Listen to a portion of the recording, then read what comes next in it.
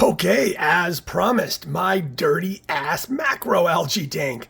Now, the reason I'm showing you my dirty tank is because, let's be honest, this is how it is a lot of the time, right?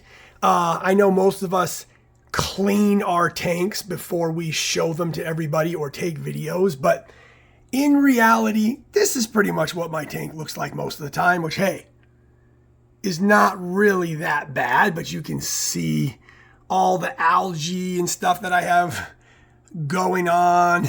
But for the most part, I just wanted to check in and show you how some of the things are doing. I have a lot of macroalgae that are doing well, some that are doing so-so. Like, for instance, my blue hypnea, no, I'm pretty sure it's just a matter of time before that's completely gone. So I think it's my lighting. I don't think my lighting is strong enough. This freshwater plant light and then this little 30-watt Nano Reef light, I don't think I'm getting enough par for that blue hypnea. That's my guess. I don't think it's nutrients because of everything that I'm dosing and my testing and the fact that all my other macros are doing so good. And of course, my little tiny pulsating Xena is doing awesome. It's probably doubled in size. This right here might be the smallest frag you've ever seen anybody do. So this, I don't know if you can see this one, like it's hard, right back there behind that red bush, right there. There's my finger.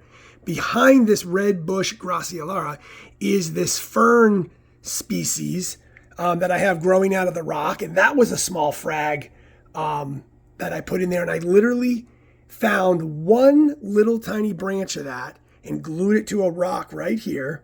And it's already growing. So both of those kind of two stalks you see at the top are brand new. It really was just this little tiny bottom part right here. So both of these new little shoots are new. So that is awesome. I recently transplanted this Dragon's Breath variety over here. It's not your typical Dragon's Breath. Of course, that's right there, one of my favorites. This is like my paintbrush or mermaid's tail, I forget what it's called, that was lost in shipping for like 4 days, and it was completely dead when I got it. And well, it obviously wasn't completely dead, but it was completely shot. I had to cut everything off, didn't know if it was going to come back, and it is coming back slowly but surely. So super enjoying that. This Halmedia is coming back. It was pretty bleached out, but now it's nice and green and growing. This is my Orange Galaxy, one of my favorite. Looks so awesome under the blues at night. My red fascia, my maroon fascia, and this is the red fascia, I think right here, this little guy, but it's doing pretty well. I have fragged my red bush Gracilara over here into this tiny piece right here and onto this rock right here.